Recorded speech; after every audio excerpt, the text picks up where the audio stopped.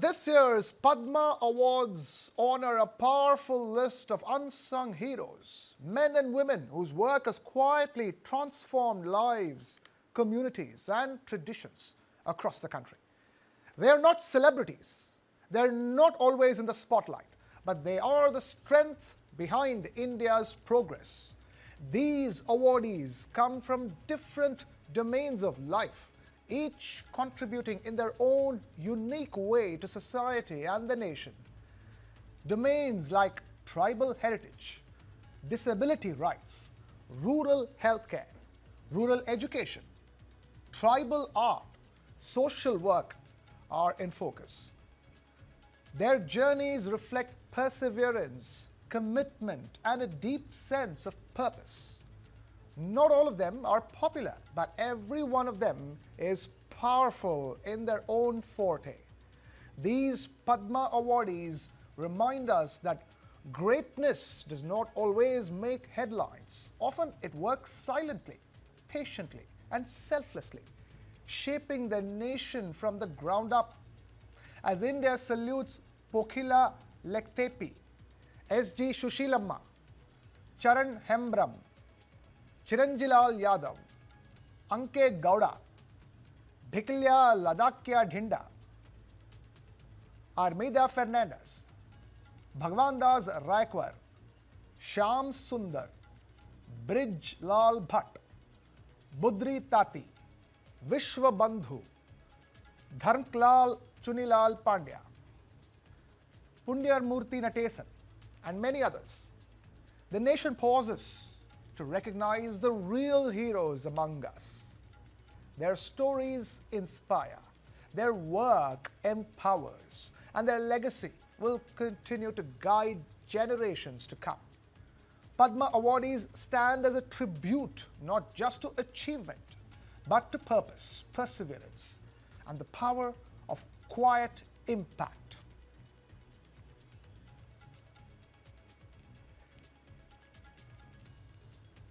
This year's Padma Awards list of unsung heroes who will be awarded, men and women who have transformed the lives, communities and traditions across the country. We have my colleague Anand Pandey now joining us. Anand ji, ये सारे जो नाम है ये Padma awards के list में, ये सारे असली हीरो हैं इस देश के।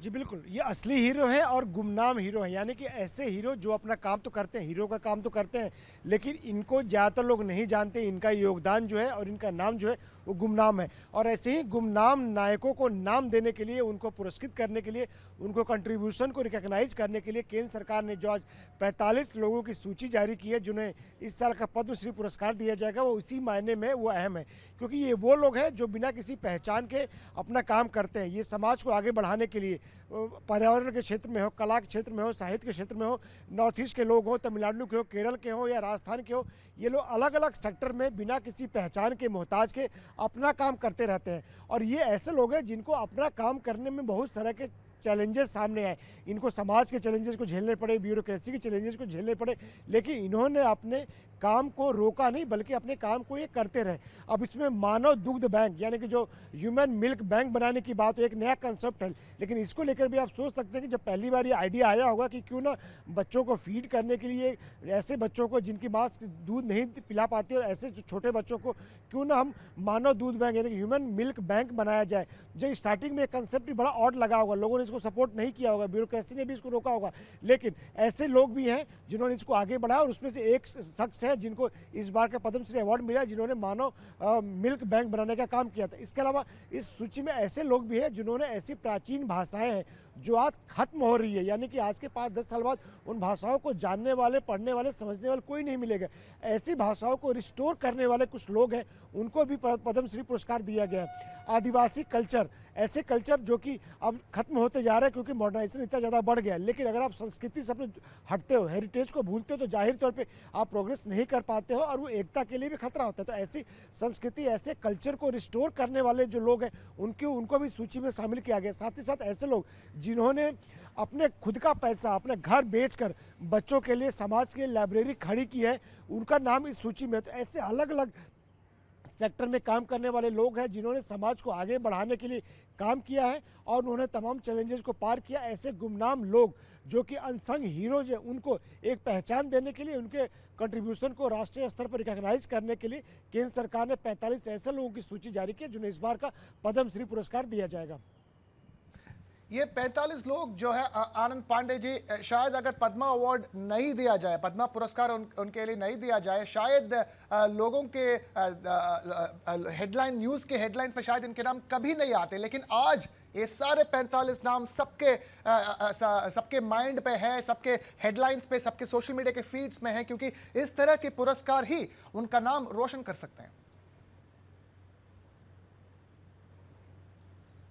जी बिल्कुल, और बहुत सारे ऐसे लोग हैं जो जिस एरिया में या जिस डिस्ट्रिक्ट में काम करते हैं उनके बारे में उसी एरिया के या उसी डिस्ट्रिक्ट के लोग नहीं जानते हैं, और उनको दिल्ली तक उनके बारे में जाना, ये तो आप सोच भी नहीं सकते। तो ऐसे में ऐसे लोगों की पहचान की गई है जो वाकई समाज को, देश को आगे बढ़ाने के लिए, उसको समृद्ध करने के लिए, उसको प्रॉस्पर करने के लिए, उसको इनरिच करने के लिए काम कर रहे हैं। और ऐसे में ये वो लोग हैं जिन्होंने बिना किसी पहचान के, मोहताज के ऐसे काम किए, तमाम चैलेंजेस को इन्होंने पार किए, समाज के, सोसाइटी के, अपने फैमिली के जो चैलेंजेस थे उसको इन्होंने पार किया, उससे ये डरे नहीं, अपना काम करते रहे। और इसमें देखिएगा, इसमें महिलाएं भी हैं, इसमें बच्चे भी हैं, इसमें दिव्यांग भी हैं। तो इसमें ऐसे ऐसे लोग हैं जिनके बारे में सोच नहीं सकते कोई ऐसा काम कर सकते हैं। और आज जब हम उनके बारे में पढ़ रहे हैं, जो उनके बारे में, उनके काम के बारे में, उनके कंट्रीब्यूशन के बारे में, तो हमें पता चलता है कि वाकई हमारे देश में ऐसे लोग भी हैं जो ऐसा काम करते हैं जिनको पहचान नहीं मिलती, और जिसको पहचान अब देने का एक सिलसिला जो शुरू हुआ है जब से केंद्र में प्रधानमंत्री नरेंद्र मोदी की सरकार बनी है। पहले ऐसा होता था कि पहले दिल्ली के चक्कर लगाने पड़ते थे, दिल्ली दरबार के केंद्रीय मंत्रियों के चक्कर लगाने पड़ते थे, बड़े नेताओं के चक्कर लगाने पड़ते थे अपने नाम नॉमिनेशन के भिजवाने के लिए। लेकिन अब जो है सरकार ने एक सिस्टम बदला है, सरकार ने ये किया कि वाकई ऐसे लोग जो नाम के लिए नहीं, अपने को पहचान के लिए नहीं, बल्कि समाज के लिए, देश के लिए काम करते हैं, उनका अगर योगदान है तो हम उनको पहचान देंगे और उनको पुरस्कृत करेंगे। तो ऐसे में सरकार ने कमेटी बनाई थी, और वही कमेटी जो है दिल्ली में बैठ कर नहीं बल्कि अलग अलग राज्यों में जाती है, उनके बारे में डिटेल पता करती है कि आपके राज्य में, आपके डिस्ट्रिक्ट में कौन ऐसे लोग हैं जो समाज में काम कर रहे हो, साहित्य हो, कला हो, कल्चर हो, हेरिटेज हो, या फिर मेडिसिन हो, तमाम अलग अलग सेक्टर्स में जो काम करे, समाज सेवा, स्वच्छता हो, तो ऐसे लोगों की सूची बनाई जाती है। फिर उसके बाद कमेटी जो है फैसला करते हैं। और यही वजह कि इतना वैराइड नाम आप देखेंगे, नॉर्थ ईस्ट से लेकर, राजस्थान से लेकर नॉर्थ ईस्ट तक, जम्मू कश्मीर, लद्दाख, लेह लद्दाख से लेकर तमिलनाडु, केरल तक, इस सूची में ऐसे लोगों के नाम है, उनके कंट्रीब्यूशंस के बारे में जिक्र है जिनके बारे में ज़्यादातर लोगों को नहीं पता था। और आज जब सूची जाहिर हुई है, जब सूची सामने आई है, उनका नाम सामने आया, उनके कंट्रीब्यूशन के बारे में लोगों को पता चला है, तो न सिर्फ उनको एक पहचान भी मिली है, बल्कि उनके आसपास के लोगों को और देश के दूसरे लोगों को भी एक प्रेरणा मिलती है, एक मोटिवेशन मिलता है कि अगर हम भी अपना काम जो है मेहनत से करेंगे, समाज में अपना योगदान देंगे, देश को आगे बढ़ाने के लिए काम करेंगे, चैलेंजेस को अगर हम पार करेंगे, हम हार नहीं मानेंगे, तो जाहिर तौर पे हमारे काम को भी पहचान मिलेगी, हमारे कंट्रीब्यूशन को भी पहचान मिलेगी। अब मैं ये भी पूछना चाहूँगा कि ये जो क्षेत्र जो है, जैसे ट्राइबल हेरिटेज और tribal art, rural health care, rural education, ये सारे क्षेत्रों जो है जिनके बारे में रोज़ के आमतौर पर बातें नहीं होते हैं, लेकिन आज ये पद्मा पुरस्कार देने के बाद लोगों को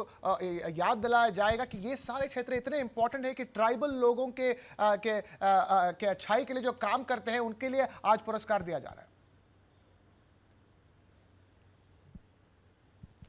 जी बिल्कुल, पहले ऐसा होता था कि दिल्ली या दिल्ली के आसपास जो लोग काम करते थे उनको अवार्ड मिलते थे, क्योंकि उनकी सिफारिशें ज़्यादा होती थी, उनके रिकमेंडेशन जो है उनकी सिफारिशें ज़्यादा बड़ी होती थी। लेकिन आज अगर आप देख रहे हैं कि गांव में कोई काम कर रहा है, ट्राइबल आर्ट के लिए कोई काम कर रहा है, ट्राइबल आर्ट जो है अब जो खत्म होने के कगार पर है, उनको रिस्टोर करने के लिए कोई काम कर रहा है, ताकि आगे की जो जनरेशन है उसको पास ऑन किया जा सके। ऐसी लैंग्वेज जो कि अब खत्म होने के कगार पर है, ऐसी लिपि, ऐसी स्क्रिप्ट जो कि खत्म होने के कगार पर है, उसको रिस्टोर करने के कोई काम कर रहा है, और उसको ताकि आगे की जनरेशन को भी उनके बारे में पता चले। तो जाहिर तौर पे आप ये सोच नहीं सकते हैं कि ऐसे लोगों को भी रिकॉग्निशन मिलेगा, क्योंकि जाहिर तौर पे आज की तारीख में, आज के मॉडर्न युग में लोग ज़्यादातर मॉडर्न कंसेप्ट पे काम करते हैं, उनको ज़्यादा पहचान मिलती है, वो भले एआई हो या तमाम कंप्यूटर हो या मॉडर्नाइज जो तमाम सब्जेक्ट्स हैं उनको लेकर। लेकिन अब ऐसे देश के जो रिमोट एरियाज़ हैं, नॉर्थ ईस्ट के रिमोट एरियाज़ हैं, उसमें ऐसे वेराइड सब्जेक्ट्स हैं जिनके बारे में कोई सोचता भी नहीं है कि रूरल आर्ट के बारे में,